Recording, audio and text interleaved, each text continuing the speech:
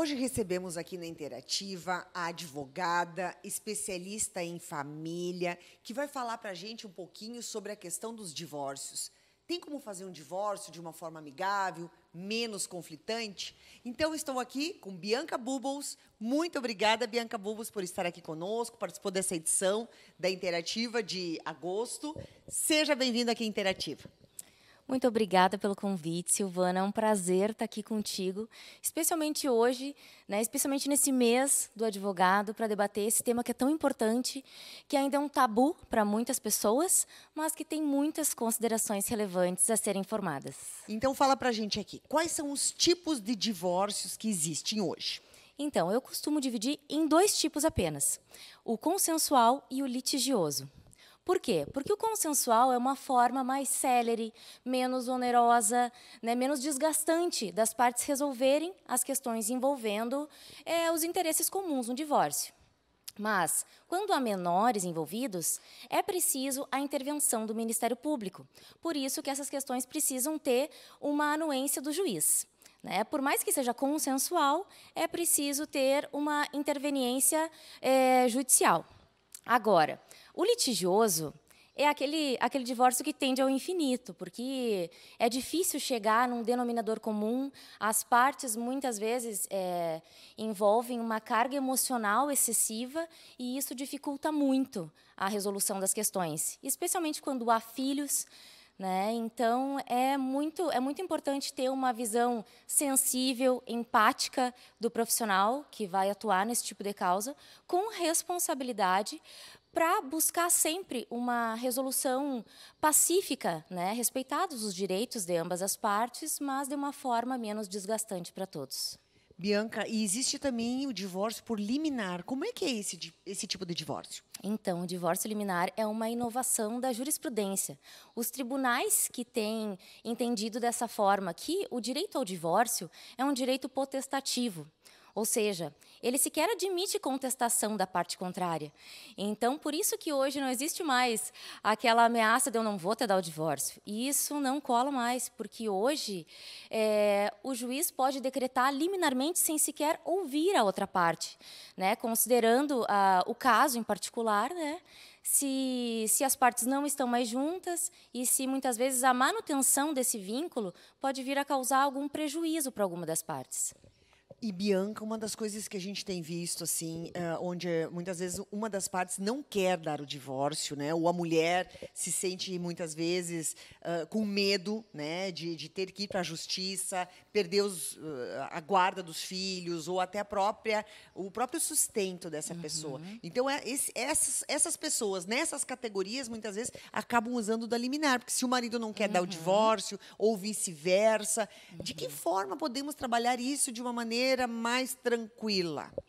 Então, Silvana, se eu poderia dar uma sugestão como profissional hoje, é que as pessoas pensem primeiramente quando resolvem se casar, porque ninguém casa pensando em se separar, Mas é importante ter essa clareza de que um casamento ele tem reflexos patrimoniais.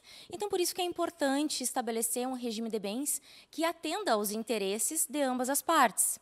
O regime mais comum hoje é o de comunhão parcial de bens, onde tudo que é adquirido na constância da união subentende-se que há esforço comum. Há algumas exceções, como, por exemplo, a herança não se comunica e os bens adquiridos com proventos de bens anteriores à união também não se comunicam. Mas essas informações, muitas vezes, as partes não sabem. E o regime de comunhão parcial, ele sequer precisa de pacto antenupcial.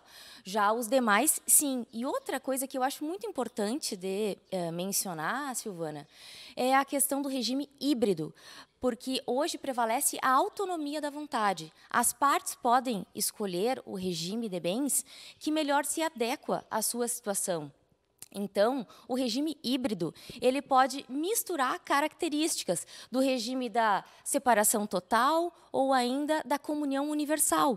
Um exemplo simples é as partes escolherem a comunhão universal, mas definirem que, por exemplo, a empresa não vai ser partilhada em caso de divórcio, porque aí essa empresa fica em nome de uma das partes e assegura que não vai à falência se houver o fim da união.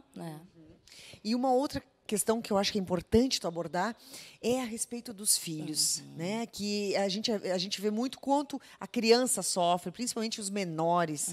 Então, existe alguma maneira também para minimizar esses conflitos para as crianças? Nesse caso, Silvana, é a maturidade emocional dos genitores, porque é importante deixar a criança numa zona neutra, a criança ou adolescente, enfim, não colocar ele nessa atmosfera de conflito que envolve os pais. Separar a paternidade, a maternidade do fim da relação, porque o vínculo com os pais é eterno. Sim, o pai e mãe é para sempre, né? Não Justamente. existe ex-filho, né? Com certeza, com certeza. Esse vínculo é eterno e precisa ser respeitado. Porque os genitores precisam ter responsabilidade para entender que as suas atitudes podem atingir, sim, diretamente essa criança, causando transtornos, causando problemas que podem se desenvolver futuramente. E o pior ainda, Silvana, é quando isso não acontece, é quando os genitores não conseguem separar, surge a alienação parental, que é uma prática cruel, onde um dos genitores denigre a imagem do outro para o filho comum. E isso é tão cruel quanto o abandono afetivo, se não mais, porque o abandono afetivo muitas vezes é decorrente da alienação parental. Aquele pai que não procura mais, aquela mãe que não procura mais, porque simplesmente cansou de insistir e não conseguir. E o abismo que se cria num filho desse decorrente da alienação parental é algo que vai demorar anos para ser reconstruído. Muito bem. Tivemos aqui a Bianca Bubos falando sobre a importância de fazer bons contratos no matrimônio. Tivemos dicas valiosas e asseguro, quando você precisar de um profissional do direito, procure um especialista que ele vai trazer grandes informações e informações decisivas até no futuro da família, dos filhos e tudo mais. Quero te agradecer, Bianca, pela participação, sucesso cada vez mais e muito obrigada. Eu que agradeço pela oportunidade de poder estar aqui contigo hoje, Silvana. Muito obrigada a todos que estiveram conosco, né? E até a próxima. Até a próxima.